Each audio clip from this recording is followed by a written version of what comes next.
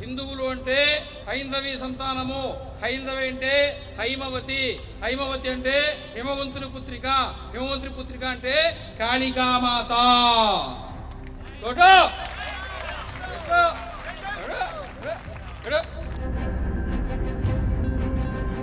ఆమె పరమశివుడి కోసము తపస్సు చేసి శివుడిని తన భర్తగా పొందినప్పుడు తిరిగి మరలా మన మధ్యన ఎడబాటు రాకూడదని పరమశివుడు మీ మెడలో ఉండే మంగళసూత్రము తాడుని 3 ముళ్ళు వేసి కట్టింది. అప్పుడే కట్టించుకున్న మొట్టమొదటి తల్లి పార్వతీదేవి, కట్టిన తండ్రి పరమేశ్వరుడు, వాళ్లే ఆది దంపతులైనారు.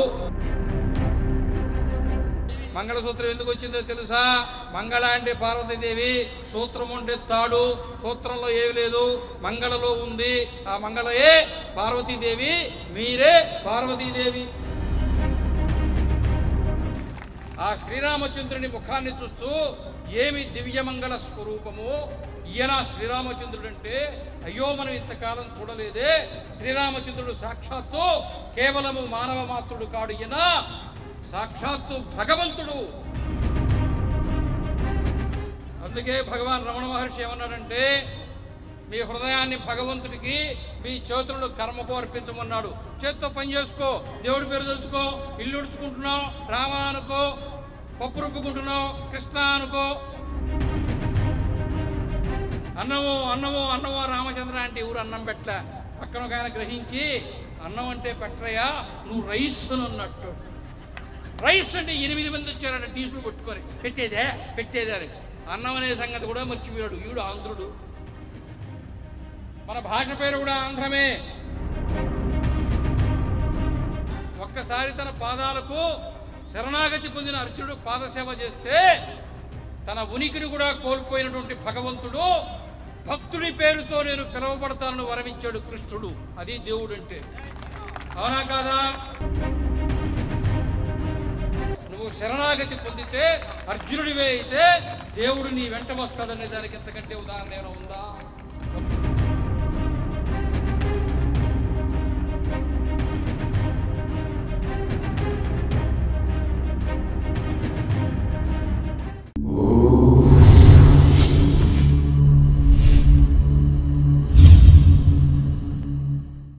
జై శ్రీరామ్ చెప్పండి, చెప్పండి. జై శ్రీరామ్. అందరూ కేవలము ఈ 3 అక్షరాల జై శ్రీరామ నినాదంతో భారతదేశం అంతా ఒకప్పుడు మారుమోగిపోతే అయోధ్యలో కరసేవకు రమ్మని పిలిస్తే కరసేవకు బయలుదేరిపోయే కరసేవకులు అయోధ్యలో రామమందిరం నిర్మాణం చేయడానికి పోతూ ఉన్నాము, తిరిగి వస్తామో రామో అని చెప్పి తమ పిల్లలకి ఆస్తులను వీలునామా రాసి పంచేసి, ఈ ఆస్తి నువ్వు తీసుకో, ఇల్లు నీకు, ఈ వాటా నీకు, ఈ పొలం నీకు, ఈ ఫ్లాటు నీకు, ఈ ప్లాటు నీకు, అప్పు నీకు, లాభం నీకు అని చెప్పి ఆస్తి పంపకాలు చేసి వస్తే వస్తావు, చస్తే చస్తావు, రామ మందిరం అక్కడ కట్టి మా జీవితాలు జన్మలు పునీతం చేసుకుంటామని చెప్పిన కరసేవకులు పుట్టిన హైందవ జాతికి చెందిన వారసులు మీరు. అవునా కాదా? అవునా కాదా? జై శ్రీరామ్, జై శ్రీరామ్, జై శ్రీరామ్. ఈ ఊరి పేరు అత్తిలి. అత్తిలి అంటే అత్తిలి. భారతదేశము అంటే గ్రామముల సముదాయము, గ్రామముల సమూహము, గ్రామముల సముచ్చయము. గ్రామమే భారతదేశము. గ్రామంలోనే వృత్తులున్నాయి, గ్రామంలోనే శాస్త్రం ఉంది, గ్రామంలోనే అభ్యుదయం ఉంది, గ్రామంలోనే అభివృద్ధి ఉంది, గ్రామంలోనే సమాజం ఉంది, గ్రామంలోనే చట్టం ఉంది, గ్రామంలోనే ధర్మం ఉంది, గ్రామంలోనే వృత్తులున్నాయి, గ్రామంలోనే కళలున్నాయి. భరతనాట్యం ఉండేది గ్రామంలోనే, కూచిపూడి ఉండేది గ్రామంలోనే, మణిపురి ఉండేది గ్రామంలోనే, కథకళి ఉండేది గ్రామంలోనే, నులక చేసేది గ్రామంలోనే, చేపలు చేసేది గ్రామంలోనే, చేపలు పట్టేది గ్రామంలోనే, చెప్పులు కుట్టేది గ్రామంలోనే, కుండలు చేసేది గ్రామంలోనే, బంగారు నగలు చేసేది గ్రామంలోనే. 7,000 వృత్తులతోటి 7,000 పరిశ్రమలు కుటీరంలో కలిగి ఉండేటువంటి అత్యంత వైభవోపేతమైన శ్రేష్టమైన చాలా సంఘటితమైన సమాజము ప్రాచీన కాలం నుండి యుగములుగా ప్రపంచంలో ఏదైనా ఒకటి ఉందంటే కేవలము నువ్వు నేను పుట్టిన భారతదేశము మాత్రమే. కొట్టండి. గ్రామము అంటే గణము, గణము అంటే గణపతి, గణపతి అంటే వినాయకుడు. పార్వతీ పరమేశ్వరులకు ఇద్దరు కొడుకులు, ఒక ఆయన గణపతి, ఒక ఆయన సుబ్రహ్మణ్య స్వామి. గ్రామంలో ఉండే వృత్తులు, గ్రామంలో ఉండేటువంటి వ్యవస్థ అంతా చక్కదిద్ది సవ్యంగా నడిపించేటువంటి పరిపాలనా అధికారి గణపతి. గ్రామంలో ఒడిదొడుకులు వస్తే, గొడవలు వస్తే, గందరగోళం వస్తే శాంతి భద్రతలు కాపాడేవాడే ఎవరైనా సుబ్రహ్మణ్య స్వామి. ప్రమథగణాలకి నాయకుడైన ఇద్దరు కొడుకులు కన్నారు పార్వతీ పరమేశ్వరులు. పెద్ద కొడుకు ఐఏఎస్, చిన్న కొడుకు ఐపీఎస్. ఇద్దరు సివిల్ సర్వెంట్లు పెట్టుకున్నారు వాళ్ళు. తెలుసా తెలీదా? ఆ గణపతి పేరుతో వచ్చిందే గణము, గణము నుంచి వచ్చిందే గ్రామము.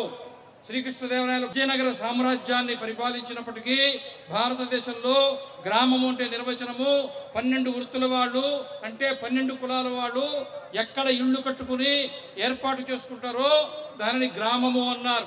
12 కంటే తక్కువ కులాల వాళ్ళు, వృత్తుల వాళ్ళు గుడిసెలు వేసుకుంటే, ఇళ్ళు కట్టుకుంటే దాన్నే పల్లె అన్నారు. పల్లె అంటే 11 ఇళ్ళు, గ్రామం అంటే 12 ఇళ్ళు. పంచాయతీ, నగర పంచాయతీ, చిన్న మున్సిపాలిటీ, పెద్ద మున్సిపాలిటీ, ఊళ్ళోని కలిపి మీ ఆస్తులను ఇచ్చి పనులు కట్టించుకోవడానికి కార్పొరేషన్ చేస్తే అది హైదరాబాదు, విజయవాడ, విశాఖపట్నం పట్టేశారు, వాళ్ళు రాలగొట్టేశారు. అలా గ్రామాలు ఈ దేశంలో ఏర్పడ్డాయి. ఒక్కొక్క గ్రామానికి ఒక్కొక్క చరిత్ర ఉంది. గ్రామాలే రాజధానులుగా ఉన్నాయి, గ్రామాలే రాజులనిచ్చే, గ్రామాలే చక్రవర్తులు ఇచ్చారు.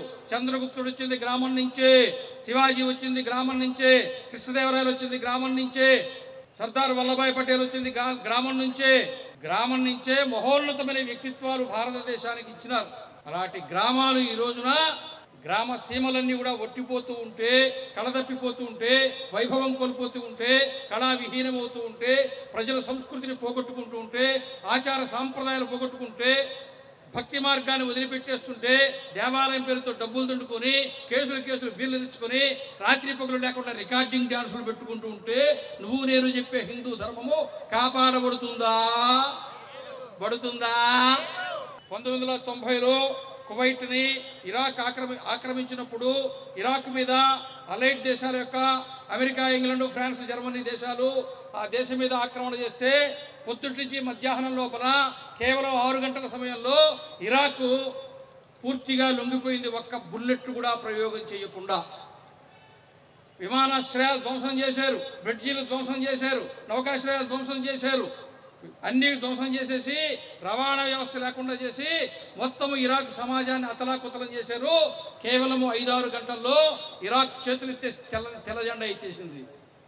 అప్పుడు హిందూ పేపర్లో ఒక వ్యాసం వచ్చింది, ఇరాక్ మీద ఇలాంటి యుద్ధం జరిగితే కేవలం 6 రోజుల్లో లొంగిపోయింది, అటువంటిదే భారతదేశం యుద్ధం జరిగితే భారతదేశం యుద్ధాన్ని ఎలా ఎదుర్కోగలదు అని చెప్తే దానికి ఆయన ఒక వ్యాసం రాశాడు.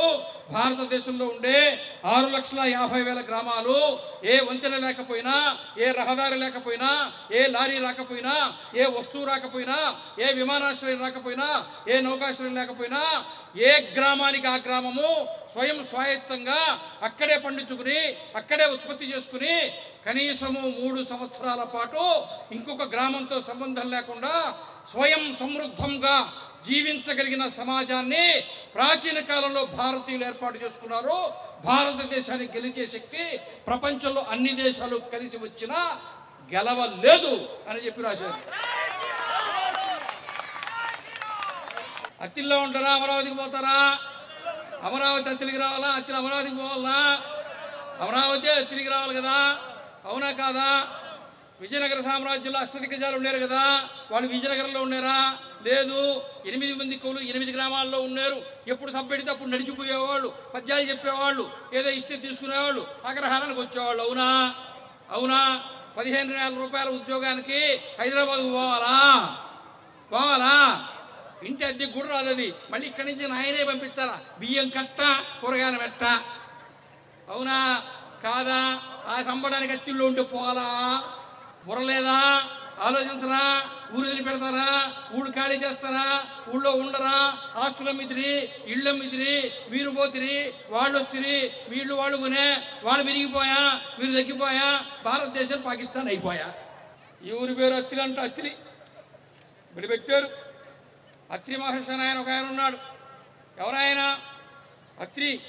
అత్రి మహర్షి కారణంగా ఆయన పుట్టాడు కాబట్టి ఇది పుణ్యభూమి కాబట్టి ఇది అత్రి గ్రామం అయితే నోరు తిరక్క మిక్సీలు వేసి గ్రైండర్లు వేసి అని అత్రి మహర్షిని హత్య చేసి పెట్టారు. అత్తిలి కాదు, ఇది అత్రి మహర్షి పేరు మీద వచ్చిన గ్రామం. ఇది అంత గొప్ప గ్రామాన్ని ఉమాసిద్ధేశ్వర స్వామిని పూజించి ప్రతిష్ఠించి అత్రి మహర్షి ఇక్కడ శివుడిని పూజించాడని చెప్పి ఈ గ్రామ చరిత్ర చెప్తోంది. నేను ఊరికే చెప్పలా, అత్తిలి నాండు విషయం అని చెప్పి పుస్తకం రాశారు.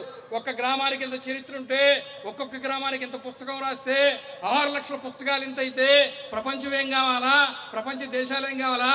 అమెరికా బతుక్కి 400 సంవత్సరాల చరిత్ర ఉండే, అత్తిలికి 4 యుగాల చరిత్ర ఉండే. అత్తిలి గొప్పదా అమెరికా గొప్పదా? అత్తిలి గొప్పదా అమెరికా గొప్పదే? మీరే చెప్పండి. వాడు ఇక్కడికి రావాలా మనం అక్కడికి పోవాలన్నా? ఆ ముసలిడికి ఫోన్ చేయండి, వచ్చేస్తాడు. ఎవడాడు? టంపు. ఏ ట్రంప్ వచ్చినా ఇక్కడ డబ్బులే వేసేస్తాం. మనకు డబ్బు యారంటే.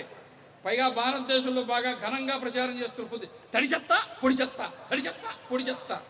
పూర్వకాలంలో విష్ణు సహస్రనామంతో నిద్రలేసేది, సుప్రభాతంతో నిద్రలేసేది. ఇప్పుడు అట్లా శంఖం ఊది అతను తడి చెత్త పొడి చెత్త తడి చెత్త చెప్పకపోతే జనం వింటున్నారా?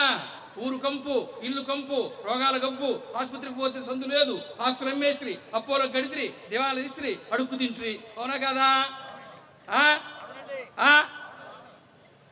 అందుకనే తడి చెత్త పొడి చెత్త అని పెట్టారు. చేయండి, అట్లే చేయండి నాయన. ప్లాస్టిక్ వాడకండి, క్యాన్సర్ వస్తుంది. 10 మందిలో 6 క్యాన్సరు. ఆస్తులు అమ్ముకుంట్రి, ఇన్సూరెన్స్ పాలసీ పోయా, ఇల్లు కొల్లేరాయ, పంప కొల్లేరాయ, కొల్లేరు లేకుండా పోయా. అందుకని అత్రి మహర్షి పేరు మీద వచ్చిన ఈ గ్రామాన్ని ఎవరైనా కానీ అత్తిలి పేరుతోటి తమాషాగా, మజాక్గా, హాస్యంగా, మాటికి రెచ్చగొట్టేట్టుగా, గీరేట్టుగా, పుండు మీద కారం జరిగేట్టుగా చేస్తే దానిని మేము అంగీకరించమని అత్తిలి గ్రామం వాళ్ళు కానీ అత్తిలి మండలంలో ఉండే ప్రజలు కానీ తీర్మానం చేయాలా వద్దా? చేతులెత్తి చెప్పండి. అత్తిలి అనాలా? అత్రిపురం అనాలనా? ఆత్రేయపురం అంటున్నారు కదా, మరి అత్తిపురం అని ఎందుకు అనరు? నోరు తిరగదా? ఇంగ్లీష్ మీడియమా? తెలుగు మీడియం లేదా? చెప్పాలా వద్దా? వినాలా వద్దా? మారాలా వద్దా? ఆచరించాలా వద్దా? రానోళ్ళకు పక్కింట్లో గోడ పక్కన వదిలో ఇటు చెప్పారని చెప్పాలా వద్దా? మనమందరం ఎవరివి?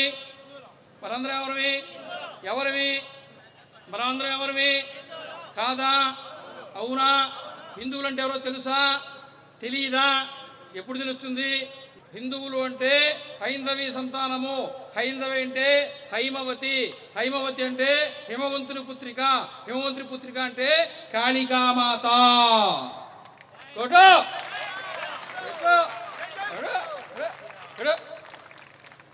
హిందూ ధర్మంలో ఒక పద్ధతి ఉంది.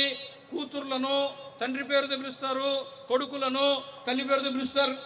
అవునా కాదా? కౌసల్య సుప్రజారామ, కౌశల్య కుమారుడు దశరథ రామ అంటే నిద్రపోతాడు, కౌశల్య రామ అంటే నిద్రలేస్తాడు. ఎందుకని? అమ్మ అయితే స్నానం చేపిస్తుంది, పౌడర్ పూస్తుంది, బొక్కసుకు పెడుతుంది, బొట్టు పెడుతుంది, పాలిస్తుంది, ఆ తర్వాత కొద్దిగా టిఫిన్ కూడా పెడుతుంది.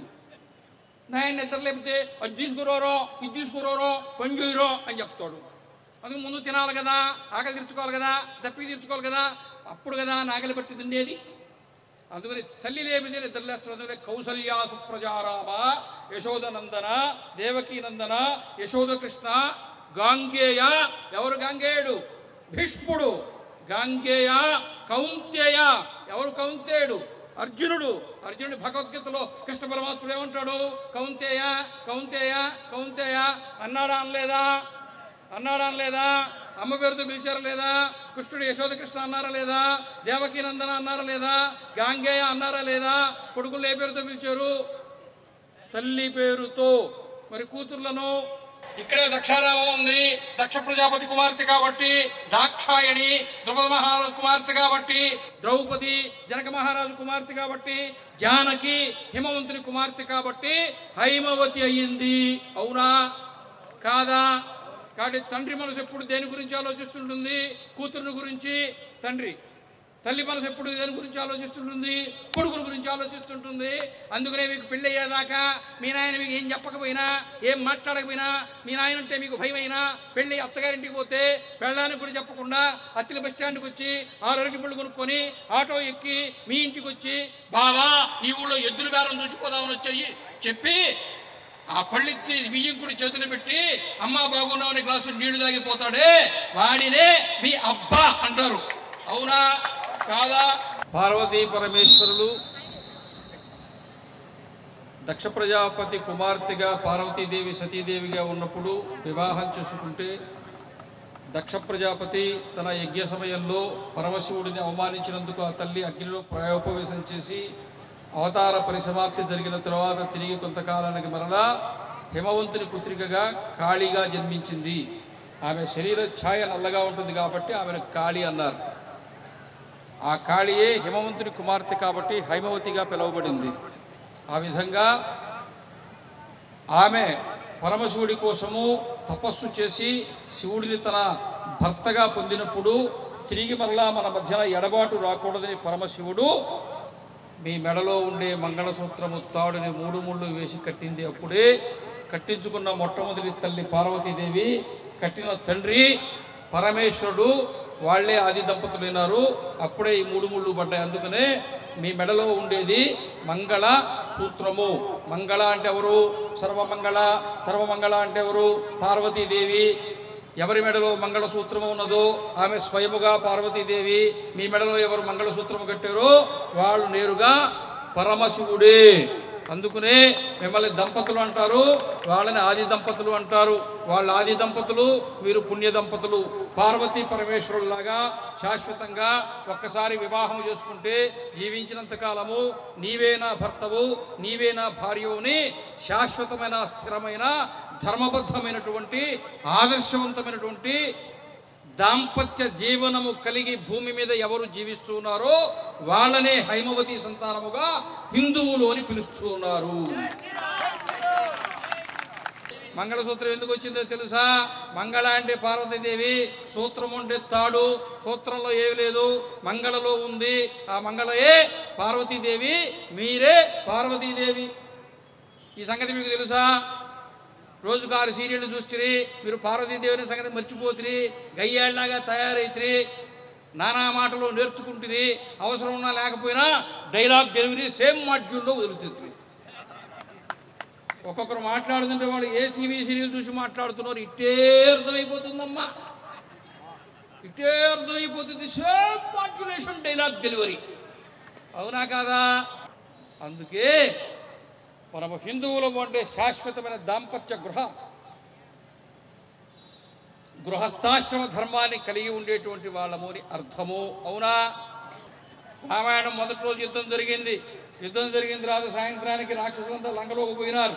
కోతులందరూ అక్కడే గుడారాల్లో సర్దుకోవాలా, ఇసుక తిన్నెల మీద ఉన్నారు. కొంతమంది గాయాలు తగిలి, దెబ్బలు తగిలి, కాళ్ళు చేతులు విరిగి నేరుగా ఆంజనేయ స్వామి జపం చేసుకుంటుంటే కుంటుకుంటూ లేక నిలబడ్డారు. హనుమా, ఏనాయనా ఈ రాముడు ఎవరు? మాకేం సంబంధం? మాకు తెలియదే, ముక్కు మొహం చూడలేదే, అడవుల్లో ఉంటివే, పేరు చూసుకుంటుంటివే, ఆడుకుంటుంటివే, ఎగురుతుంటివే, దుంకుతుంటివే, లాక్కొస్తిరే, యుద్ధంలో దింపితిరే, వాళ్ళు తన్నే, ఇక్కడ ఇరిగా, వాడు చచ్చా, నాకు నువ్వు బుట్టా, మాకు అవసరమా అని కోతులు అడిగారు. అడగాల వద్దా? ఆంజనేయ స్వామి ఏం చెప్పాడు తెలుసా? మీరు ఎప్పుడైనా శ్రీరామచంద్రుడిని చూచారా అన్నాడు. మేము చూడలేదు అన్నాడు. అదిగా అక్కడ ఎత్తుగా ఉండి ఇసుగుతిని మీద కూర్చోమన్నాడే ఆయనే శ్రీరామచంద్రుడు చూడమన్నాడు. కోతులన్నీ తలదిప్పట్టు చూచినాయి. చూచి మళ్ళీ ఇటు తిరిగా చూచాం, అయితే ఏంటట అన్నారు ఈ కోతులు. మీరు చూడడం కాదులే, అక్కడికి పోయి ఆయన ఎదురుగా నిలబడండి అని హనుమ చెప్పాడు. అడిగారు. పైకి నిలబడ్డారు. శ్రీరామచంద్రుడు అందరినీ చూశాడు. కళ్ళల్లో కళ్ళు పెట్టి చూచాడు, ప్రేమతో చూచాడు, లాలనతో చూచాడు, కరుణతో చూచాడు. అలా ప్రేమతో లాలనతో లలితగా అతను ఎప్పుడైతే శ్రీరామచంద్రుడి కళ్ళు ఎవరెవరి కనులతో కలిసి ఎవరెవరి మీద చూపులా ప్రసరించిందో శ్రీరాముని చూపు ఎవరి మీద ప్రసరించిన మరుక్షణము గాయాలు మాయం, దెబ్బలు మాయం, రక్తం మాయం, ఎముకలు బాగైనాయి, కాళ్ళు బాగైనాయి, చేతులు బాగైనాయి. వాళ్లకు తెలియనటువంటి దివ్యమైన శక్తి వాళ్ళ శరీరాల్లోకి వచ్చి, బలము వచ్చి, తేజస్సు వచ్చి, పౌరుషం వచ్చి, క్షాత్రం వచ్చి ఆ శ్రీరామచంద్రుని ముఖాన్ని చూస్తూ ఏమి దివ్యమంగళ స్వరూపము, ఈయన శ్రీరామచంద్రుడు అంటే అయ్యో మనం ఇంతకాలం చూడలేదే, శ్రీరామచంద్రుడు సాక్షాత్తు కేవలము మానవ మాత్రుడు కాడు, ఈయన సాక్షాత్తు భగవంతుడు.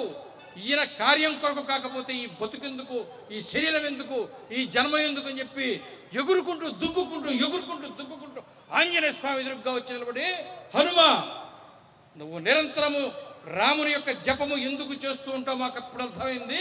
శ్రీరామచంద్రుని దివ్యమంగళ స్వరూపం చూసిన తరువాత ఆ రాముడి కార్యం కొరకే కాకపోతే మా బతుకెందుకు, రేపటి నుంచి చూడు మేము యుద్ధం ఎట్ట చేస్తామని ఉత్సాహంగా గుడారాలకు పోయినాయి. మరుసటి రోజు నుంచి 1000-2000 ఒక్కొక్క గుంపులో చేరి వాళ్ళందరూ కలిసి ఒక్కొక్క రాక్షసుడిని మట్టు పెట్టడం మొదలుపెట్టే. రాముడి చూపు అటువంటిది, రాముడి ఆశీస్సులు అటువంటివి. మీరు దేవాలయం పోతారు కదా, పోతారు లేదా? ఎప్పుడన్నా ఒకసారి పోతారు లేదా? అప్పుడప్పుడు పోతారు లేదా? గుర్తొచ్చినప్పుడు పోతారు లేదా? అవసరం వచ్చినప్పుడు పోతారు లేదా? కష్టాలు వచ్చినప్పుడు పోతారు లేదా? బాధలు వచ్చినప్పుడు పోతారు లేదా? భక్తితో తప్ప. భక్తి ఉంటే రోజు పోమా? సోమవారం భక్తి ఉండదా? మంగళవారం ఉండదా? బుధవారం ఉండదా? గురువారం ఉండదా? రోజు ఉండదా? భక్తి ఎప్పుడు ఉండాలా? ఉదయం ఉండాలనా? సాయంత్రం ఉండాలనా? మధ్యాహ్నం ఉండాలనా? అర్ధరాత్రి ఉండాలనా? అప్పుడప్పుడు ఉండాలనా? గుర్తొచ్చినప్పుడు ఉండాలనా? అవసరం వచ్చినప్పుడు ఉండాలనా? కష్టం వచ్చినప్పుడు ఉండాలా? మోకాలు నొప్పి వస్తే ఉండాలనా? జ్వరం వస్తే ఉండాలనా? జబ్బు వస్తే ఉండాలనా? భక్తి ఎప్పుడు ఉండాలా? అందుకే భగవాన్ రమణ మహర్షి ఏమన్నాడంటే, మీ హృదయాన్ని భగవంతుడికి మీ చేతులను కర్మకు అర్పించమన్నాడు. చేత్తో పని చేసుకో, దేవుడి పేరు తెలుసుకో, ఇల్లు ఉడుచుకుంటున్నావు, రామా అనుకో, పప్పు రుబ్బుకుంటున్నావు, కృష్ణ అనుకో. పొద్దున్నే తులసి పాటలు పాడేవాళ్ళు 3 తరాలకు ముందు మన కొంపల్లోనే మన అవ్వలకు 700 పాటలు 800 పాటలు కంఠస్థం వచ్చి ఉండేది. అవునా? మీ ఊళ్ళో దేవాలయం మీద మైక్ ఉందా లేదా? దాంట్లో అన్నమాచార్య కీర్తనలు పెడుతున్నారు లేదా? రామదాస్ కీర్తనలు పెడుతున్నారు లేదా? 50 ఏళ్ళ నుంచి ఉంటున్నారు లేదా? ఒక్కడైనా సరే ఏడుకొండల స్వామి ఎక్కడున్నావనే పాట కంఠస్థం చేశారా? నమో వెంకటేశ పాట కంఠస్థం చేశారా? అదిగో అల్లదిగో శ్రీ హరివాసము పాట కంఠస్థం చేశారా? చేయలేదు కదా. పొద్దున్నే ఈనాడు టీవీలో ఈటీవీ సరాగాలు వస్తాయి కదా, జమినీ పాటలు వస్తాయి కదా, పొద్దున్నే లేస్తారు కదా, పెట్టుకుంటారు కదా. వీడు దేవుడు దొంగలు, గుడి దొంగలు, దేవాలయం పోరు, ఇంట్లో పూజ చేయరు, పూజలు మీరు చేస్తారు, ప్రసాదం వీళ్ళు తింటారు. ఇంట్లో ఇంటి యజమాని పూజ చేస్తే పుణ్యము యజమానికి, భార్యకి, పిల్లలకి వస్తుంది. ఇంట్లో మీరు పూజ చేస్తే ఆయనకి రాదు, మీకు మీ పిల్లలకు వస్తుంది. అందుకనే 50 ఎకరాలు వ్యవసాయం చేసి 30 లక్షలు సంపాదించిన కంచిపెట్టి చీర మీకే, చిలుకు చీర మీకే, బంగారం మీకే, వడ్డాణం మీకే, వజ్రాల ఉంగరం మీకే, అనుభవం మీకే. అవునా? వీళ్ళ సంగతి పూజ చేయలేదు కాబట్టి, దేవుడు మొక్కలేదు కాబట్టి, దేవాలయం పోలేదు కాబట్టి, భజన చేయలేదు కాబట్టి చినిగిపోయిన చొక్క, చినిగిపోయిన లుంగి, మాసిపోయిన గడ్డం. ఎక్కువ మాట్లాడితే వీళ్ళ ఇన్సూరెన్స్ పాలసీ కూడా మీకే. అవునా కాదా? నిజమా అబద్ధమా? మనం ఎవరివి? చెప్పరే. హిందువులు అంటే ఎవరో తెలుసా? కుడి చేయి ముందు పెట్టండి, బొట్టన వేలు కలపండి, చిటికిన వేలు, చూపుడు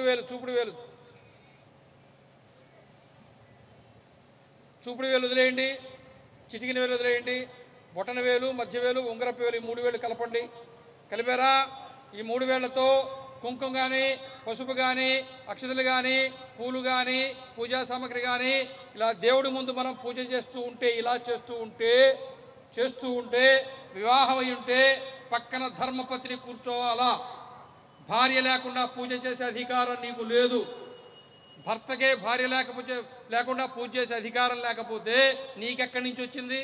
కాబట్టి ఇలా పూజ చేస్తే ఇది శుభకార్యము చేసినప్పుడు పక్కన ధర్మపత్ని ఉండాలి. ఆడవాళ్ళు అలాగే ఉండండి. మగవాళ్ళు కుడి చేయి పైకి వెలకిలా పెట్టండి, 4 వేలు లోపలికి ముడవండి, అరచేతులకి 4 వేలు ముడవండి, కుడి బొట్ట వేలు పక్కన పెట్టండి, కుడి వైపుకు వంచండి. వంచారా? ఇక్కడ నువ్వులు పెట్టి నువ్వులకి నీళ్లు పోసి వదిలితే దాన్ని తర్పణ వదలమంటారు. మన గతించిన పూర్వీకులు ఎవరున్నారో తాత ముత్తాతలు, వాళ్ళకు తర్పణం వదలడం అంటే పిండం పెట్టడము అంటే ఇది అశుభ కార్యము.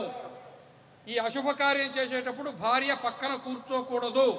అప్పుడు కూడా ఆమె ఇంటిలో స్నానం చేసి శుభ్రంగా ఉండి భర్త పిండ ప్రదానం చేసేసి లేకపోతే తర్పణం వదిలేసి ఇంట్లోకి స్నానం చేసి కాళ్ళు కొడుక్కొని ఇంట్లోకి వస్తే అప్పుడు లోపల దేవుడి దగ్గర దీపం పెట్టి ఆ గృహిణి తన భార్య వెలిగించినటువంటి దీపాన్ని చూసి దేవుడికి దండం పెట్టుకొని అప్పుడు వచ్చి కూర్చొని భోజనం చేయాలి.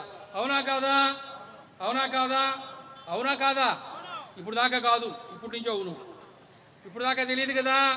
అందుకే మీ ఆయన పూజ చేయకపోయినా ఒప్పుకున్నారు కదా. రేపటి నుంచి పూజ చేయమంటారు లేదా?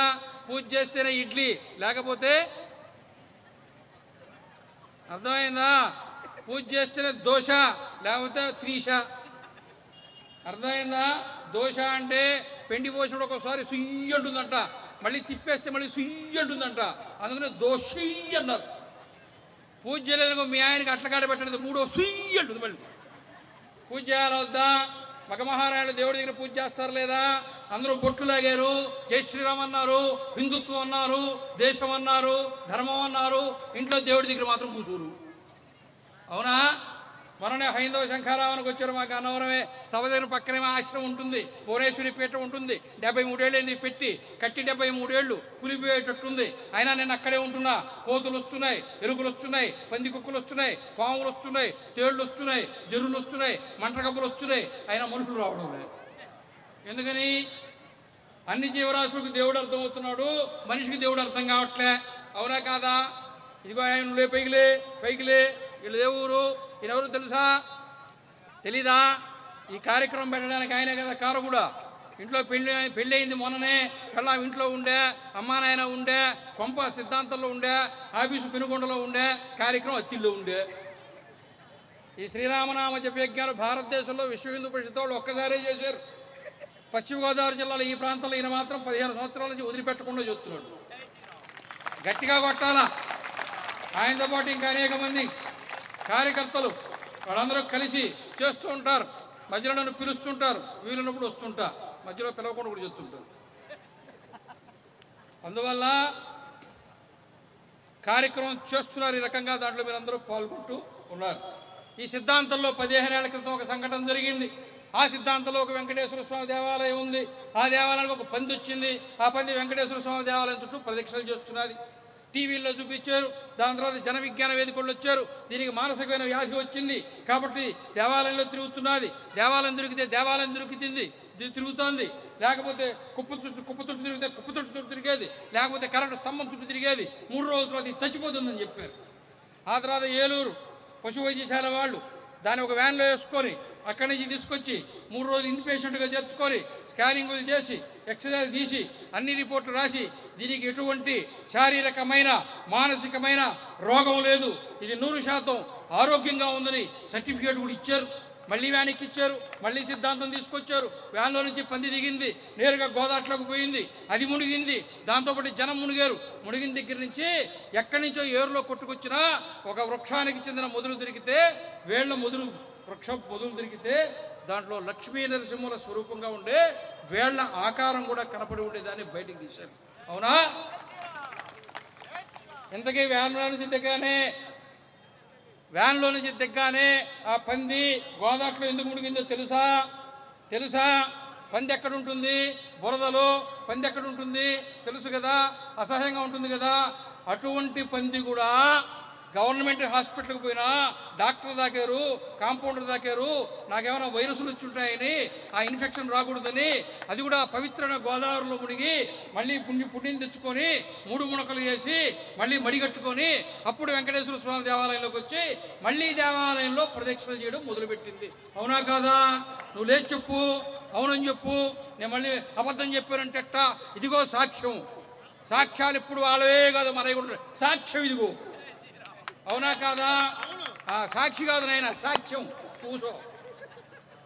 అవునా కాదా? నవ్వండి. నాకు పళ్ళు కనపడటంలా? పళ్ళు కనపడాలా? బాగా నవ్వినట్టు ఉండాలా? నవ్వితే కదా ఆరోగ్యానికి మంచిది. ఎంత నవ్వితే అంత ఆరోగ్యానికి మంచిది. అందుకే నేను నవ్వుకుంటూ మిమ్మల్ని నవ్విస్తున్నా. ఊరికేననుకుంటున్నారా? ఆ రకంగా 10 దేవాలయం చుట్టూ తిరుగుతుంటే, టీవీలో అందరూ లైవ్లు ఇస్తుంటే, భక్తుల్లో అందరికి కూడా అదే కోరిక కలిగి వాళ్ళందరూ ట్రాక్టర్లు వేసుకొని, సుమోలు వేసుకొని, ప్యాలెస్లు వేసుకొని, తండోపతండాలుగా వేలాది మందిగా, లక్షలాది మందిగా భక్తులు పసుపు తీసుకుని, కుంకుమ తీసుకుని, పూజా సామగ్రి తీసుకుని, కొబ్బరికాయ తీసుకుని అందరూ జనం వచ్చి పంది దేవుడి చుట్టూ తిరుగుతుంటే వీళ్ళందరూ పందికి పసుపు పూసి కుంకుమ పెట్టి దానికి టెంకాయ కొట్టారు. అప్పుడు అర్థమైంది ఎంతో తెలుసా? పందికి దేవుడు అర్థమైనాడు, హిందువుకు పంది కూడా అర్థం కాదు. నవ్వాలా ఏడవాలా? నవ్వాలా ఏడవాలా? నవ్వాలా ఏడవాలా? అరే పందికే వెంకటేశ్వర స్వామి అర్థమైనాడే. నేను కట్టుకున్న దేవాలయం, నేను ప్రతిష్ఠించుకున్న దేవాలయం, ఈ వెంకటేశ్వర స్వామిని నేను దర్శనం చేసుకోలేదే, నాకు ఎందుకు అర్థం కాలేదని పశ్చాత్తాపం చెంది పరిగెత్తుకుంటూ పోయి శరణాగతి పొందవలసిన వాడు ఈ పందికి మొక్కుతున్నాడు. వీడు అవునా? అవునా కాదా? మారాలా వద్దా? తెలుసుకోవాలా వద్దా? ఆచరించాలా వద్దా? అందుకోసం ఈ కార్యక్రమం పెట్టింది. రామనామ జపం చేయాలా వద్దా? నామంలో చాలా శక్తి ఉంటుంది, అక్షరానికి శక్తి ఉంటుంది. 2 ఉదాహరణలు చెప్తా. కుంభకర్ణుడు తపస్సు చేశాడు. తపస్సు చేస్తే బ్రహ్మదేవుడు ప్రత్యక్షమైనాడు. వచ్చే ముందే ఆయన భార్యగా ఆయన చెప్పాడు, ఏమేడు దుర్మార్గమైన కోరుకుపోతున్నాడు, నువ్వే ఏదైనా చేయన్నాడు. ఆ వచ్చి కుంభకర్ణుడు నాలుగు మీద కూర్చుంది. వీడు కోరుకోవాలని కోరిక ఏందో తెలుసా? నిర్దయ. దయ అనేది నా దగ్గరకు రాకూడదు. ఎంత నాశనము చేసినా, వినాశనము చేసినా, ఎంత లోకాన్ని హింసించినా, ప్రాణులను హింసించినా, మనుషుల్ని తినేసినా, సర్వనాశనం చేసినా దయ అనేది నా హృదయంలోకి రాకూడదు. నేను నిర్దయుడుగా ఉండాలా అని చెప్పి నిర్దయగా ఉండేట్టుగా వరం కోరుకోవాలనుకుంటే సరస్వతీదేవి వచ్చి కుంభకర్ణుడి నాలుక మీద కూర్చుంటే బ్రహ్మదేవుడు రాగానే, భక్త నీవు బాగా తపస్సు చేసావు నాయనా, ఏం వరం కావాలో కోరుకుంటే వీడు వెంటనే నిద్రలేచి, స్వామి నాకేమక్కర్లేదు, నిద్రయా అన్నాడు. ఏమన్నాడు? నిద్రయా అన్నాడు. తథాస్తు అన్నాడు. ఇంకా ఒక క్షణం కూడా తథాస్తు అన్నాడు. కాబట్టి నిర్దయగా ఉండి లోకాలను నాశనం చేయాల్సింది సరస్వతీదేవి అక్కడ కూర్చుని ఒక అక్షరాన్ని మారిస్తే వాడు నిద్రపోతూ ప్రపంచానికి నష్టం కలగకుండా కుంభకర్ణుడు నిద్రపోయినాడు. ఇప్పుడు చెప్పండి, మంత్రానికి శక్తి ఉందా లేదా? ఉందా లేదా? జపం చేయాలా వద్దా? రామనామ జపం చేయాలా వద్దా? శివనామ జపం చేయాలా వద్దా? ఏది తీసుకుంటే చేయాలా వద్దా? ఏదో ఒక మంత్రం కలిగి ఉండాలా వద్దా? జపం చేయాలా వద్దా? మొత్తం మహిళలే చేయాలా? మీ ఆయన చేయాలా వద్దా? మీరు మీ ఆయన జపం చేయాలా? మీ ఆయన దేవుడు జపం చేయాలా? ఈయన చప్పట్లు ఎక్కువగా కొడుతున్నాడు. ఆయన బాధ అయింది. ఆయన బాధ మీకు మాత్రమే అర్థమైంది కాబట్టి మీరు నవ్వారు. ఎంత మంచోడు, నేను ఏమన్నా ఏమనుకోలేదు, సహృదయుడు. అవునా? జనమేజయుడు సర్పయాగం చేస్తున్నాడు, యజ్ఞం చేస్తున్నారు. సర్పయాగం చేస్తుంటే మంత్రాలు చదువుతుంటే జాతులు పొత్తము పాములు కోట్లు వచ్చి యజ్ఞగుండలో పడిపోతున్నాయి. చిట్ట చివరిలో మంత్రం ఏంటో తెలుసా? స తక్షకాయ స్వాహ అనాలా. ఎవరాలా? స తక్షకాయ స్వాహ అంటే తక్షకుడితో సహా తక్షకుడిని కలుపుకుని మొత్తం సింహాసనం నాగలోక నుంచి పెరుక్కొని వచ్చేస్తుంది అక్కడ పడిపోవడానికి యజ్ఞకుండంలో. అప్పుడు అక్కడ ఉండే బ్రాహ్మణులకి ఏం జరిగిందో తెలుసా? అక్షరం తప్పుపడింది. ఏం పడిందో తెలుసా? నా తక్షకాయ స్వాహ అన్నాడు. మధ్యలోకి వచ్చిన సింహాసనం ఎరక్కపోయింది. తక్షకుడు బతికిపోయినాడు. మళ్ళీ తిరిగి మొత్తం పాము జాతులన్నీ సృష్టించుకున్నాడు. అర్థమైందా? చెప్పండి, అక్షరానికి బలం ఉందా లేదా? అక్షరాన్ని జపం చేయాలా వద్దా? అక్షరము అంటే అర్థము, క్షరము అంటే నాశనము. ఆ అంటే నాశనము లేనిది. అక్షరానికి నాశనం లేదు. నువ్వేది పలుకుతున్నావో అది శాశ్వతం. తెలుసా? ఇప్పుడు మళ్ళీ ఇంక వేరే విషయానికి పోతున్నా. టైం తక్కువ. హిందూ ధర్మం సిలబస్ ఎక్కువ, టైం తక్కువ. సిలబస్ ఎక్కువ, టైం తక్కువ. ఆమె 50 ఏళ్ళ నుంచి ఉపన్యాసాలు చెప్తున్నది, అయిపోదు. చాగంటి వారు ఎన్ని టన్నులు చెప్పారో అయిపోదు. షణ్ముఖ వేదం అయిపోదు. గరికపాటి అయిపోదు. ఎవరు ఎన్ని ఉపన్యాసాలు చెప్పినా నాకు తెలిసి ఒక పారాగ్రాఫ్ చెప్పుంటారు మనకుండే మొత్తము విజ్ఞానంలో, ఒక్క పారాగ్రాఫ్. అవునా? అందుకని ఇంకొంచెంగా చెప్పేసి పూర్తి చేసేస్తా, టైం అయిపోతున్నది. ఇందాక పరిచయం చేస్తూ గోపాలకృష్ణ గారు 2 తెలుగు రాష్ట్రాలని చెప్పాడు. పొరపాటును కూడా 2 తెలుగు రాష్ట్రాలు అనొద్దు. తెలంగాణ అనండి, ఆంధ్రప్రదేశ్ అనండి. నువ్వు ఆంధ్రప్రదేశ్ అనకపోతే ఈ ఆంధ్రప్రదేశ్ ఉనికి ఎక్కడుంది? దీని ఉనికి ఎక్కడుంది? ఆంధ్రప్రదేశ్ను ఆంధ్రప్రదేశ్ను పిలవద్దా? మధ్యప్రదేశ్ను మధ్యప్రదేశ్ పిలుస్తున్నారు, ఉత్తరప్రదేశ్ పిలుస్తున్నారు, జార్ఖండ్ పిలుస్తున్నారు, ఛత్తీస్గఢ్ పిలుస్తున్నారు, బీహార్ పిలుస్తున్నారు, హర్యానా పిలుస్తున్నారు, ఉత్తరాఖండ్ పిలుస్తున్నారు, హిమాచల్ ప్రదేశ్ పిలుస్తున్నారు. వాటన్నింటి 8 హిందీ రాష్ట్రాలు అంటున్నారా? మనకేం బుర్రలేదా? మన స్టేట్ హుడ్, మన అస్తిత్వము, మన ఉనికి కాపాడుకోవాలంటే మనది ఆంధ్రప్రదేశే, వాళ్ళది తెలంగాణయే. తెలంగాణ వాళ్ళు తెలంగాణ కోసం కొట్లాడారు, అందుకని తెలంగాణ అనే పిలవాలా. 2 తెలుగు రాష్ట్రాలు అని చెప్పి తెలుగు వాళ్ళంతా ఒక్కటవుతారని భ్రమపడుతున్నారేమో. ఒక్కటయ్యే ప్రసక్తే లేదు. మనం ఆంధ్రులంగా బతకాల. అవునా కాదా? సంక్రాంతి పండగ కూడా మన ముఖ్యమంత్రి గారు ప్రపంచంలో ఉండే తెలుగు వాళ్ళందరికీ శుభాకాంక్షలు చెప్పాడు. స్వామి, ప్రపంచంలో తెలుగు వాళ్ళకు ముఖ్యమంత్రి కాదు స్వామి, 5 కోట్ల మంది ఆంధ్రులకే ముఖ్యమంత్రి. తమిళనాడులో ఉండే తెలుగు వాళ్ళకు కూడా స్టాలినే ముఖ్యమంత్రి స్వామి. కర్ణాటకలో ఉండే తెలుగు వాళ్ళకి ఆయన ముఖ్యమంత్రి స్వామి, రామయ్య. అవును కదా స్వామి? అయ్యా, మా 5 కోట్ల మందికి ముఖ్యమంత్రిగా ఉంటే చాలు స్వామి, దండం పెడతామా? ఆంధ్ర ప్రజలకు మాత్రమే శుభాకాంక్షలు చెప్పండి అయ్యా. ముఖ్యమంత్రులు, ఉప ముఖ్యమంత్రులు, ఎమ్మెల్యేలు, ఎంపీలు అందరూ తెలుగు తెలుగు తెలుగు అనటం అంటే ఆంధ్ర జాతికి సమాధి కట్టడమే. రామాయణ కాలం నుంచి ఉన్న ఆంధ్ర జాతిని పోగొట్టుకుందామా? ఏం ఆంధ్ర అంటే తప్ప? ఆంధ్రులు అంటే ఎవరో తెలుసా? ప్రపంచంలో సముద్రం మీద మొట్టమొదట వ్యాపారం చేసిన జాతి ఆంధ్ర జాతి. తెలుసా ఈ సంగతి? ముసునూరు నాయకులు, నూజూడు పక్కన ఉండే ముసునూరులో నాయకులే ఉల్లు ఖాన్ అంటారు.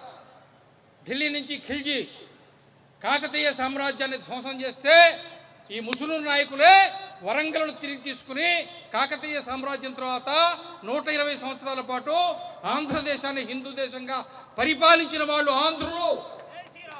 మనమా లొంగింది, మనమా తగ్గింది. బ్రిటిష్ వాళ్ళు పరిపాలన చేసేటప్పుడు గుంటూరులో క్రిస్టియన్ కాలేజీ పెడితే హిందువులు హిందూ కాలేజీ పెట్టారు. మచిలీపట్నంలో క్రిస్టియన్ కాలేజీ పెడితే హిందువులు హిందూ కాలేజీ పెట్టారు. ఏలూరులో వాళ్ళు క్రిస్టియన్ కాలేజీ పెడితే హిందువులు హిందూ కాలేజీ పెట్టుకున్నారు. కాకినాడలో క్రిస్టియన్ కాలేజీ పెడితే హిందువులు హిందూ కాలేజీ పెట్టుకున్నారు. నెల్లూరులో క్రిస్టియన్ కాలేజీ పెడితే విఆర్ కాలేజీ పెట్టుకున్నాం. అవునా? ఆంధ్ర బ్యాంకు మనం పెట్టుకున్నాం. దాన్ని తీసుకుపోయి కలిపేస్తే మనం అడగలేదులే. అప్పుడు విడిపోయిన బాధలో ఉండి అన్నీ పోయా, ఇది కూడా పోతే పీడ వదిలిందని దాన్ని కూడా వదిలేసాం. అవునా కాదా? అందుకనే అందరం కలిసే ఉంటాం. భారతదేశం కలిసి ఉంటుంది. తమిళనాడు మందే, కేరళ మందే, కర్ణాటక మందే, ఒరిస్సా మందే. మనం వాళ్ళకి చెందుతాం, వాళ్ళు మనకు చెందుతాం. తెలంగాణ మందే, ఆంధ్ర తెలంగాణదే. కానీ తెలంగాణయే, ఆంధ్రాయే. అవునా కాదా? ఇప్పుడు 2 తెలుగు రాష్ట్రాలంట. ఇంట్లో తెలుగు మాట్లాడటం, వీధిలో తెలుగు మాట్లాడటం, బడిలో తెలుగు మాట్లాడటం, మొత్తం అందరూ ఇంగ్లీష్ మాట్లాడుకుంటుంటే అమాయకులారా, ఈ 2 తెలుగు రాష్ట్రాలా? ఎప్పుడో ఇంగ్లీష్ రాష్ట్రాలు అయిపోయిలే. 2014లో ప్రపంచ తెలుగు మహాసభలు తిరుపతిలో జరిగినాయి. మారిషస్ నుంచి తెలుగు ప్రతినిధులు వచ్చారు. మనం మారిషస్ నుంచి వచ్చామే, ఆంధ్రప్రదేశ్కి వచ్చామే, ఆంధ్రదేశానికి వచ్చామే, ఆంధ్ర భాష దగ్గరికి వచ్చామే, తెలుగులో మాట్లాడగదా అని ఎంతో ప్రేమతో పాపం వాళ్ళు అన్నం పెట్టండి, నీళ్లు పోయండి, కూర వడ్డించండి అంటే ఒక్కడ అన్నం పెట్టలా. అన్నమో రామచంద్ర అంటే ఊరు అన్నం పెట్టలా. పక్కన ఒక ఆయన గ్రహించి, అన్నం అంటే పెట్టరయ్యా, నువ్వు రైస్ అని అన్నట్టు. రైస్ అంటే 8 మంది వచ్చారంటే డీసులు పట్టుకొని పెట్టేదే అని. అన్నం అనే సంగతి కూడా మర్చిపోయాడు. ఈడు ఆంధ్రుడు. మన భాష పేరు కూడా ఆంధ్రమే. శ్రీమదాంధ్ర మహాభారతం, శ్రీమదాంధ్ర మహాభాగవతం సంస్కృత ఆంధ్రములని చెప్పాలి. భారతదేశంలో మహావిష్ణువు పేరుతో ఒక అవతారం కలిగి దేవాలయం ఉండేది కూడా ఆంధ్రులకే. శ్రీకాకుళ ఆంధ్ర మహావిష్ణువు.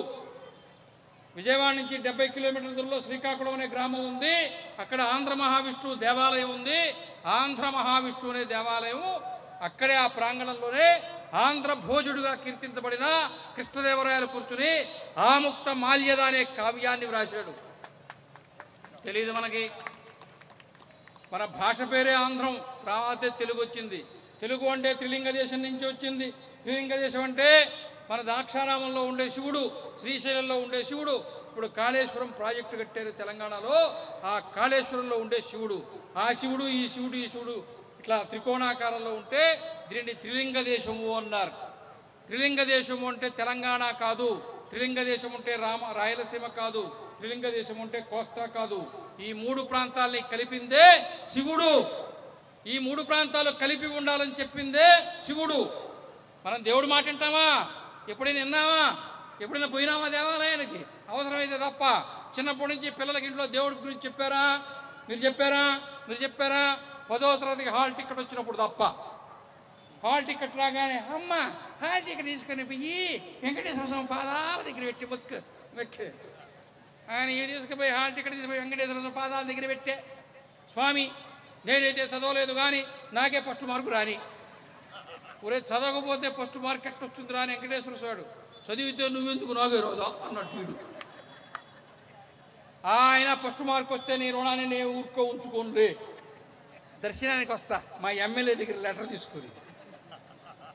గుండె నీకు లడ్డు నాకు, గుండె నీకు గుండె ఎట్టుంటుంది గుండ్రంగా, లడ్డు ఎట్టుంటుంది గుండ్రంగా, నా గుండ్రం నీకు నీ గుండ్రం నాకు. భక్తి కూడా 2 రకాలు ఉన్నాయి ఇప్పుడు, పర్సంటేజీ భక్తి, కమిషన్ భక్తి. ఈ ఎదురుగ్గా ఉండే సిసి రోడ్డు కాంట్రాక్ట్ నాకే వచ్చి వెంకటేశ్వర స్వామి దాంట్లో ₹1,00,000 ఆదాయం నాకు వస్తే అందులో 5,000 నీకు ఇస్తా, రాకపోతే నీ కర్మ. అందుకని ఇప్పుడు వెంకటేశ్వర స్వామి ఇక్కడ కుర్చీ పెంచి వేసుకొని క్లర్క్ పోస్ట్ చేయాలి. సిమెంట్ వేయండ్రు, రాయి పోయిండ్రు, నీళ్లు దడపండ్రు, రోడ్డు బాగా వేయండ్రు, బాగా వీలిచ్చండ్రు. నువ్వు ఇచ్చే 5,000 ఆయన నీ క్లర్కు మాస్తా ఉద్యోగం చేయాలా? అదేనా? కాదే. శ్రీకృష్ణ పరమాత్ముడిట్టే హంసతూలిగా తలప మీద పడుకో ఉంటే, నిద్రపోతున్నట్టుగా నటిస్తూ ఉంటే దుర్యోధనుడు వచ్చి ఈ పక్కన కూర్చున్నాడు, తల పక్కన. రారాజు కాబట్టి, అహంకారం కాబట్టి నేనేంటి ఇక్కడ కూర్చున్నది, అక్కడ కూర్చున్నాడు. అవునా? తర్వాత ఎవరు వచ్చారు? అర్జునుడు చూచాడు, నిద్రపోతున్నాడు ఏంది, పడుకో ఉన్నాడేంది, ఈ దుర్మార్గుడు నాకంటే ముందు వచ్చాడు ఏంది. గాంధీవాణి గోడకా నుంచి నేరుగా వెళ్ళి కృష్ణ పరమాత్ముడి పాదాలు పట్టుకుంటూ, పరమాత్మ నువ్వు నిద్రపోవే, నిద్రయే ఇరుంగని నిరనిద్రుడైన పరమాత్ముడు నిద్ర చెందుతున్న వేళ అంటాడు. అలా నిద్రయే పోడు కదా దేవుడు, నిద్రపోతున్నట్టుగా నటిస్తున్నాడు కదా, ఎందుకు ఈ నిద్ర నటిస్తున్నాడు? అర్జునుడు ఏమన్నాడు తెలుసా? గత జన్మంబులలో నేను చేసుకున్న పాతకములు పోగొట్టుకోవడం కొరకు ఈ పాదసేవ చేసే అవకాశాన్ని నాకు ఇవ్వడానికి నేను నిద్రపోతున్నాడని కృష్ణ పరమాత్ముడి పాదాలు పట్టుకుని పాదాలు ఒత్తుతూ సేవ చేశాడు అర్జునుడు. అవునా? ఆ తర్వాత కృష్ణుడు మేల్కొన్నాడు, విషయం తెలుసుకున్నాడు, సైన్యాన్ని విభజన చేశాడు. నేను ఒక్కడే ఒక పక్క ఉంటా, 10,000 ఆ పక్క ఉంటారు, వాళ్ళు యుద్ధం చేస్తారు, నేను ఆయుధం పట్టను, యుద్ధం చేయను, అర్జున కోరుకో అన్నాడు. బావా నాకు నువ్వే కావాలా అన్నాడు. ఒరే యుద్ధం చేయనురా అన్నాడు. నీ యుద్ధం ఎవరికి కాదు, రా బావా అన్నాడు. దుర్యోధనుడికి ఏం ఆలోచించరా, బుర్ర తక్కువడు కదా, నాలుగో పొట్ల కొండలో నుంచి వాడు పగల కొడితే వచ్చింది కదా, నేరుగా బుర్ర లేదు వాడికి సొంతంగా, అందుకని అటు చేసుకున్నాడు. అని వెళ్ళిపోయాడు. ఈ 10,000 మందిని తీసుకుని వెళ్ళిపోయాడు. వెళ్ళిపోయిన తర్వాత అర్జున ఎందుకు ఇట్లా చేసావా, నన్ను కోరుకున్నావు, యుద్ధం చేయను కదా, ఆయుధం పట్ట కదా అంటే, నీ యుద్ధం ఎవరికి కావాలి బావా, నువ్వు ఉన్నావని, నీ అండ ఉందని, నీ స్నేహం ఉందని, నీ ఆశీర్వాదం ఉందని, నీ బలం ఉందని, నీ కటాక్షం ఉందని నిన్ను చూసుకుని మేము అడవిలో ఉన్నా, అన్నం తినకపోయినా, పేదరికంలో ఉన్నా, అధికారం లేకపోయినా కేవలము నీవు మాకు అండగా ఉన్నావన్న ఒకే ఒక కారణంతో మేము బతుకుతున్నాం తప్ప, నువ్వు లేని రోజున రాజ్యం వద్దు, ఐశ్వర్యం వద్దు, అధికారం వద్దు, వైభోగం వద్దు, నీ పాద సేవ తప్ప మా పాండవులకు వేరే అక్కర్లేదని ఆయన పాదాలకు దండం పెట్టాడు అర్జునుడు. కూడా అది కూడా నేనే చెప్పాలా? మరి అంత డిసిప్లిన్గా పెట్టాను మిమ్మల్ని నేను. అవునా? అప్పుడు ఏం చెప్పాడో తెలుసా పరమాత్ముడు? అర్జున, మరీ తిని కూర్చుంటే, యుద్ధం చేయకుండా కూర్చుంటే అందరు నన్ను సోంబేరు అంటారా, ఊరికే ఉండలే, ఏదో నాకు తోచిన మాట సహాయం చేస్తా అన్నాడు. ఏం చేస్తా అన్నాడు? 18 రోజులు చేశాడు. భీష్ముడిని ఎట్ట చంపాలా వీళ్ళని తీసుకుపోయి చెప్పించాడు. తీసుకుపోయాడు లేదా? ద్రోణాచార్యుని చంపించింది ఎవరు? కర్ణుని చంపించింది ఎవరు? శకుని చంపించింది ఎవరు? దుర్యోధనుడు చంపించింది ఎవరు? ఆయుధం పట్టాడా? యుద్ధం చేశాడా? లేదు కదా. మాట సహాయం చేశాడు కదా. అందుకు ఆయనకు వరం ఇచ్చాడు. అర్జున, ఊరకే ఉండనయ్యా, నీ రథమందు ముందు కూర్చుని పగ్గాలు పట్టుకుని, నీ అశ్వాలకుండే పగ్గాలు పట్టుకుని నీ రథాన్ని నడుపుతాను, నీకు రథసారథిగా ఉంటాను. అందుకనే నేటి నుంచి నన్ను పార్థసారథి అని పిలుస్తారు అన్నాడు. పార్థుడు అంటే ఎవరు? పార్థుడు అంటే ఎవరు? అర్జునుడు. సారథి అంటే ఎవరు? డ్రైవరు, నడిపేవాడు. దాంట్లో కేశవ, నారాయణ, మాధవ, గోవింద, విష్ణు, మధుసూదన, త్రివిక్రమ, వామన, శ్రీధర ఎక్కడైనా మహావిష్ణు యొక్క పేరుందా? ఉందా? ఉందా? ఒక్కసారి తన పాదాలకు శరణాగతి పొందిన అర్జునుడు పాదసేవ చేస్తే తన ఉనికిని కూడా కోల్పోయినటువంటి భగవంతుడు భక్తుడి పేరుతో నేను పిలువబడతానని వరమిచ్చాడు కృష్ణుడు. అది దేవుడు అంటే. అవునా కాదా? అవునా కాదా? విన్నారా లేదా? గుర్తుపెట్టుకుంటారు లేదా?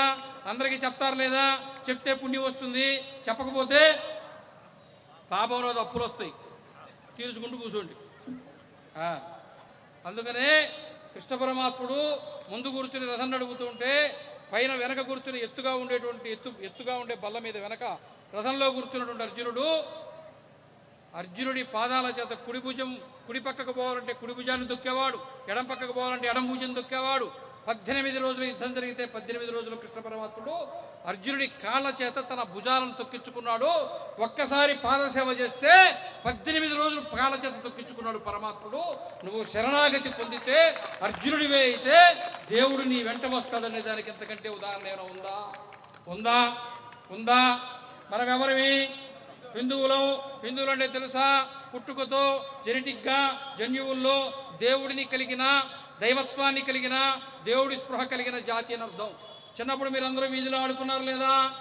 ఆడుకున్నారు లేదా? ఇసుకలో ఆడుకున్నారు లేదా? మట్టిలో ఆడుకున్నారు లేదా? కాలెట్టు పెట్టారు లేదా? పట్టిట్టు పోసారు లేదా? చెట్టు తట్టారు లేదా? కాలు తీసారు లేదా? పువ్వు పెట్టారు లేదా? దేవాలయమైన మొక్కేరా లేదా? మొక్కారా? మీ అమ్మోళ్ళు చెప్పారా? మీ నాన్న చెప్పాడా? మీ అన్న చెప్పిందా? మీ అన్న చెప్పాడా? అయ్యూరు చెప్పాడా? ఎవరు చెప్తే కట్టారు గుడి? అది మీ ఇల్లు అనుకోవచ్చుగా, మీ డ్యూప్లెక్స్ అనుకోవచ్చుగా, మీ బంగళా అనుకోవచ్చుగా. అనుకున్నారా? ఇసుకతో మొట్టమొదటిసారి మీ గుహ తెలియక ముందే గ్రామంలో వీధిలో ఆడుకుంటూ కట్టినటువంటి ఇసుక గూడును కూడా ఏమనుకున్నారు? దేవాలయము. పుట్టుకతోటి ఎవరో చెప్పకుండా రక్తంలో రంగరించుకుని దేవుడిని, ధర్మాన్ని, మతాన్ని కలిగి సహజమైనటువంటి జన్మభూమి దగ్గర కలిగి ఉంటుందంటే అది హిందువుకు మాత్రమే. భూమి మీద ఎన్ని మతాలైనా ఉండవచ్చు, ఎన్ని సంస్కృతులైనా ఉండవచ్చు, ఎన్ని ఆరాధనా పద్ధతులైనా ఉండవచ్చు గాక, కానీ ఎదురుగా ప్రాణంతో ఉండే దేవుడిని ఉంచుకుని ప్రాణంతో ఉండే దేవుడిని పూజించుకునేటువంటి జాతి కూడా హిందూ జాతియే. అయోధ్యలో రాముడికి ఏం చేసావు? ప్రాణప్రతిష్ఠ. ఇక్కడ శివుడికి ఏం చేసావు? ప్రాణప్రతిష్ఠ. రాముడికి ఏం చేసావు? ప్రాణప్రతిష్ఠ. ఆంజనేయుడికి ఏం చేసావు? ప్రాణప్రతిష్ఠ. ప్రాణం చేస్తే ఉంది ఉచ్ఛ్వాస నిశ్వాస, ప్రాణం ఉందందుకనే ప్రతినిత్యము ధూపదీప నైవేద్యాలు జరుగుతున్నాయి. దేవాలయంలో ప్రతినిత్యము ధూపదీప నైవేద్యాలు జరిగితే గ్రామంలో ఉండే ప్రజలు, పాడి పంటలు, పశుపక్షాదులు, జలవనరులు సమృద్ధిగా ఉండి గ్రామము శ్రేయోదాయకంగా ఉంటుందని ఆగమ శాస్త్రము చెబుతూ ఉన్నది. ఒక్క మాటలో చెప్పాలంటే దేవాలయం పచ్చగా ఉంటే గ్రామం పచ్చగా ఉంటుంది. దేవాలయంలో ధూపదీప నైవేద్యాలు పెట్టకపోతే దేవాలయం పాడుపడుతుంది. పనిలో పనిగా గ్రామంలో మొండిగోడలు, తుమ్మ చెట్లు మొలుస్తాయి. అవునా కాదా? దేవాలయానికి పోతారా పోరా? దేవాలయంలో ధూపదీప నైవేద్యాలు జరుగుతారు లేదా? దేవాలయాల భూములు ఆక్రమించుకుంటారా?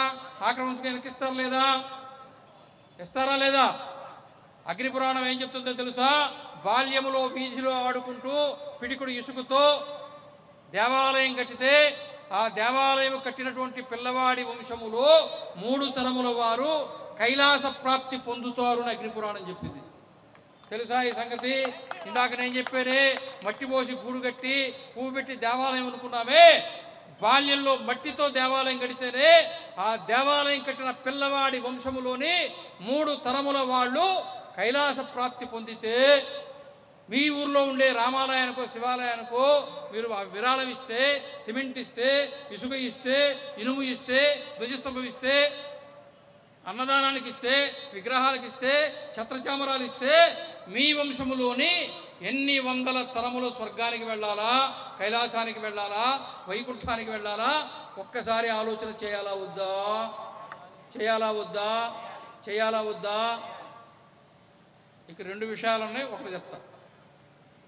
ప్రతిదినము దేవాలయానికి వచ్చి నన్ను పూజించే నా భక్తుడు ఏ కారణము చేతనైనా ఒకరోజు దేవాలయానికి రాకపోతే, రోజు వచ్చే నా భక్తుడు ఈ రోజు దేవాలయానికి ఎందుకు రాలేదని దేవుడే దేవాలయం నుండి బయలుదేరి భక్తుడి ఇంటికి వచ్చి భక్తుడిని పరామర్శిస్తాడని వేదము చెబుతూ ఉన్నది. చెప్పండి, దేవాలయంలో దేవుడు ఉన్నాడా లేడా? దేవుడు దేవాలయంలో మీరు మీ ఇంట్లో ఉన్నారా లేరా? మరి మీ దేవుడికి పోతే కదా, దేవుడిని చూస్తే కదా, దేవుడి కంట్లో పడితే కదా. దేవుడిని మీరు చూడటం కాదు. ఇందాక రాముడు ఆంజనేయుడు చెప్పాను ఏంటది, రాముడు మనల్ని చూస్తే మనం బాగుపడతాం, మనం రాముడు చూస్తే ఏం ఉపయోగం లే. దేవాలయానికి పోతే దేవుడు మనల్ని చూడాలా, దేవుడు చూసి అంతసేపు కూర్చోవాలా, ధ్యానం చేయాలి, భజన చేయాలి, సత్సంగం చేయాలి, తలుచుకోవాలి, గెలుచుకోవాలి. అవునా? దేవుడు చూస్తాడు, చెప్తే వింటాడు, పిలిస్తే వస్తాడు, అడిగితే ఇస్తాడు. అవునా? అవునా?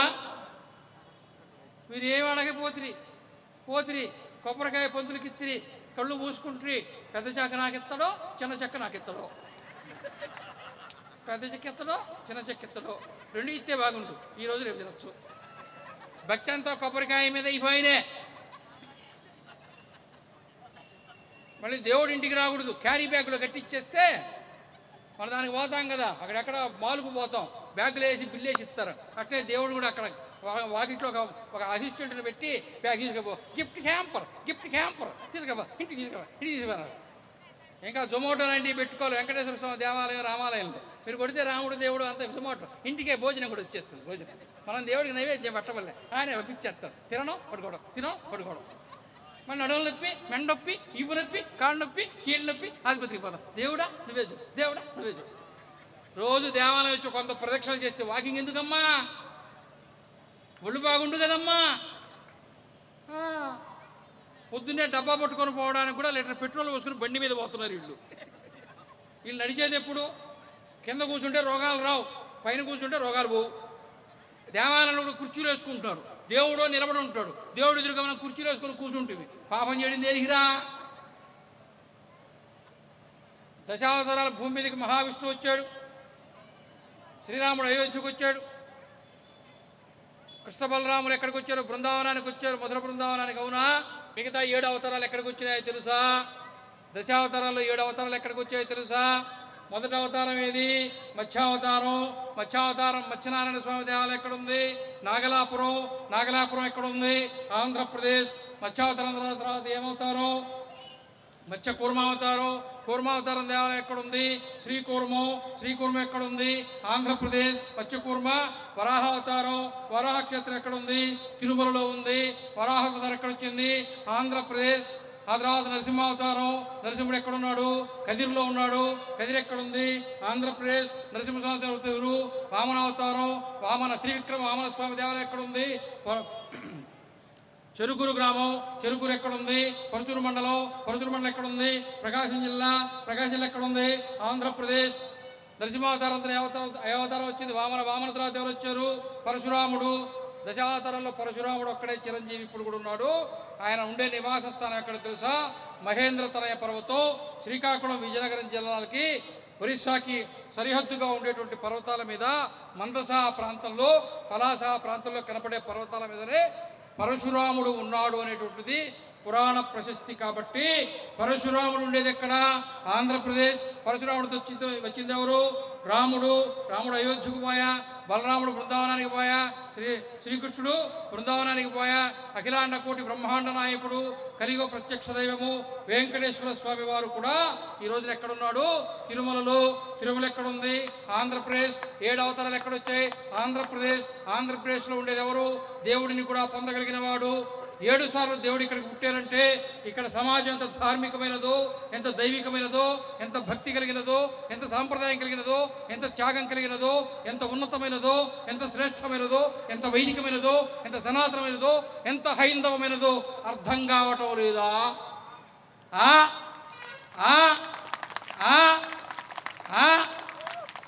కొట్టినా కొట్టకపోయినా 15 నిమిషాల్లో భోజనం పెడతారు.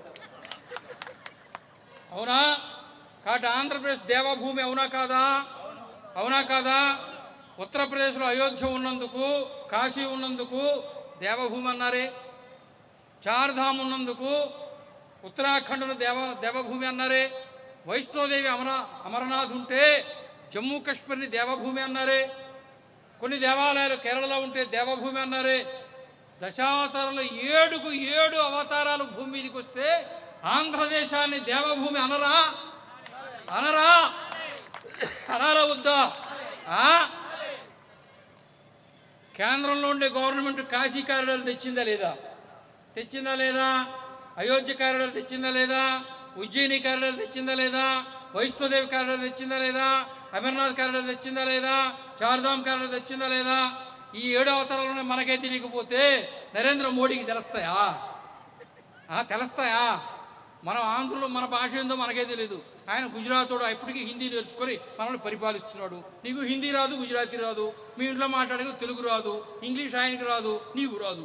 ఇప్పుడు ఎట్ట చెప్పేది? ఎట్ట చెప్పాలమ్మా? మీరు చెప్పండి, ఎట్ట చెప్పాలి సంగతి? చెప్పరా?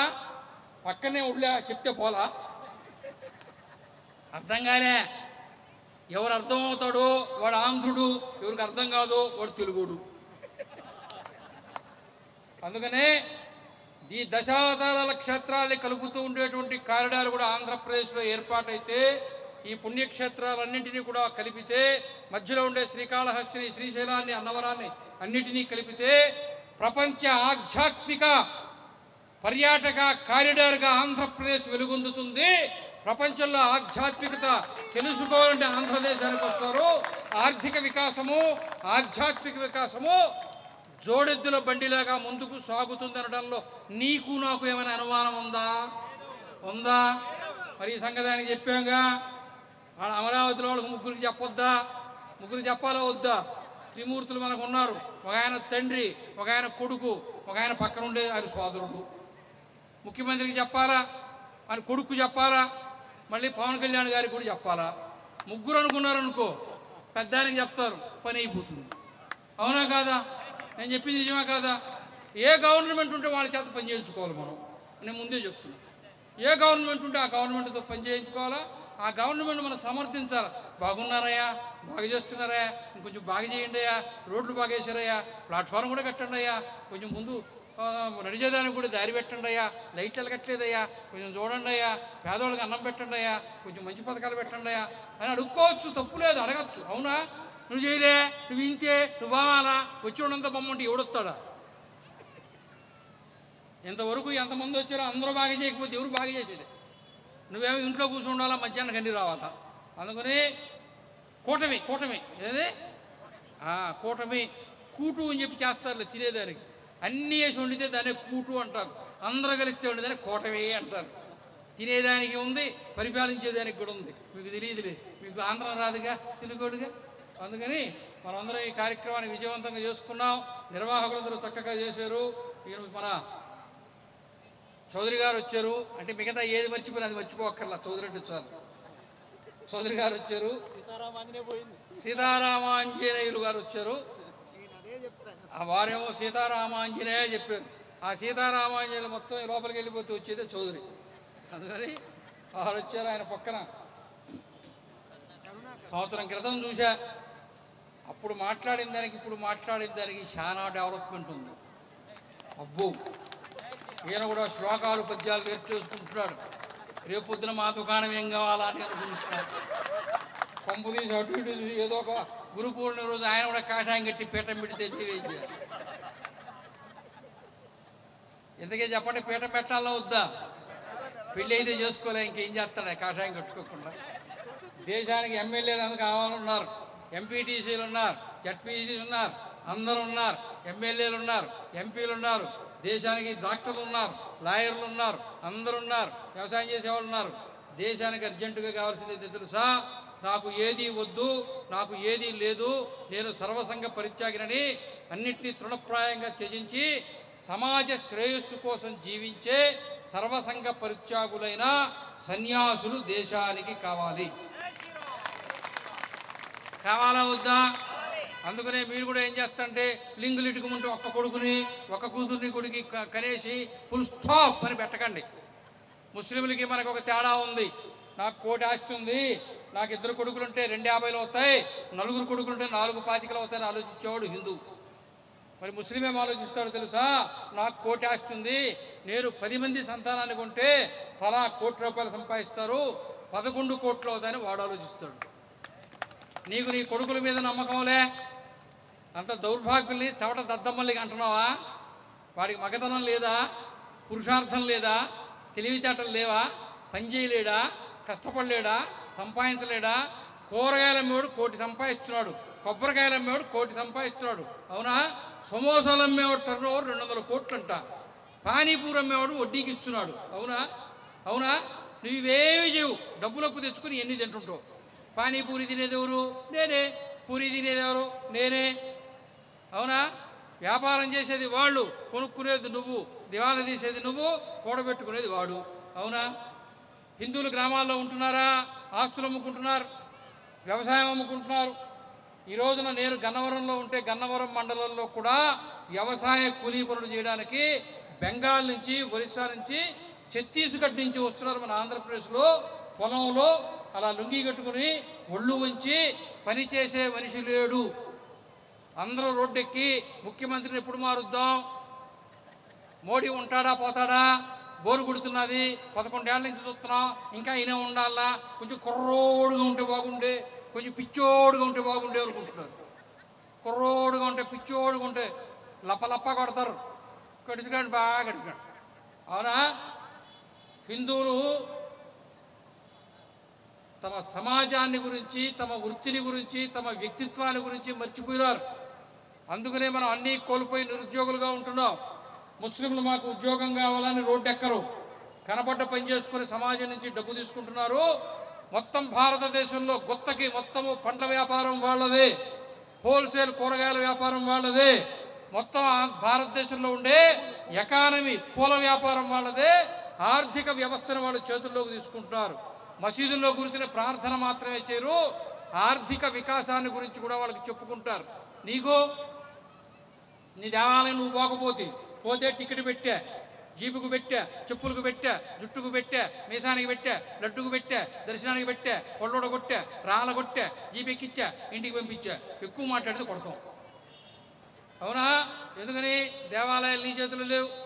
దేవాదాయ శాఖలో ఉండే, దేవాదాయ శాఖలో ఈవోకి పూజ రాదు, నాకే పూజ రానప్పుడు అర్చకుడికి అవసరమా అని ఈడనే, ఆయనకి అవసరం లేదు పూజ నాకెందుకు ఈయననే. ఈయన దేవాలయం వదిలిపెట్టి పోయా.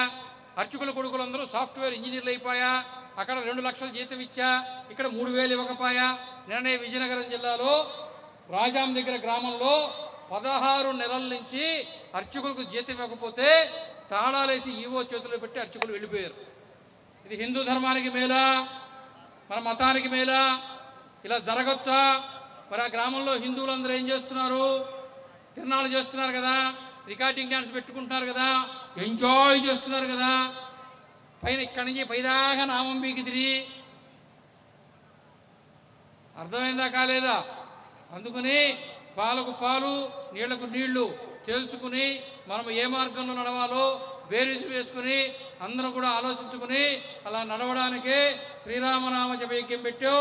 మీరందరూ వచ్చారు. ఇంత ఎండలో, ఇంత ఒక్కపోతలో, ఫ్యాన్ లేకపోయినా, ఆకలి అవుతున్నా, బోరు కొడుతున్నా, అయిపోతుంది అనుకుంటే అయిపోకపోయినా ఇట్టే కూర్చుని విన్నందుకు సకల దేవీ దేవతలు మీకు శుభాలు వసంగుగాక. మీ పిల్లలందరూ బాగా చదువుకుని సమాజానికి, దేశానికి ఉపయోగపడుతూ పాస్పోర్ట్ ఉన్నా వీసా రాకుండా పోవుగాక. ట్రంప్ లాంటి వాళ్లే ప్రతి దేశానికి అధ్యక్షులు కుదురుగాక. ఉన్నోళ్ళను కూడా భారతదేశానికి పంపించుదురుగాక. భారతదేశంలో అక్రమంగా ఇతర దేశాల నుంచి వచ్చిన వాళ్ళందరూ పెట్టాబేడా సర్దుకుని వాళ్ళ సొంత దేశాలకి పరుగున పారిపోవుగాక. ఈ దేశంలో హిందూ సమాజాన్ని కూకటి వేళ్లతో పెకలించి వేస్తామని కలలు కంటూ ఉంటున్నటువంటి దేశద్రోహులు, ధర్మద్రోహులు సర్వనాశనమైపోవుదురుగాక. మా ధర్మాన్ని కాకపోతే, మా దేవుణ్ణి కాకపోతే, పూజించకపోతే ఇతర మతాల్ని నాశనం చేస్తామని సమాజ విద్వేషులు, సమాజ ద్రోహులు, దేశద్రోహులు, ధర్మద్రోహులు ఎవరైనా సరే వాళ్ళందరూ కట్టకట్టుకుని నాశనమైపోదురుగాక. స్వధర్మము వికసించుగాక, భారతదేశము వృద్ధియుగాక, భారతీయులందరూ 140 కోట్ల మంది పిల్లా పాపలతో సుఖముగా ఉందురుగాక, భారతదేశం విభజితం కావాలనుకునే వంశాలన్నీ నాశనమైపోవుగాక, రాజకీయ పార్టీలన్నీ నాశనమైపోవుగాక, సిద్ధాంతాలన్నీ నాశనమైపోవుగాక, అటువంటి మేధావి వర్గం నాశనమైపోవుగాక, వాళ్ళని నాశనం చేసే వాళ్ళ అధికారంలో ఉండుగాక.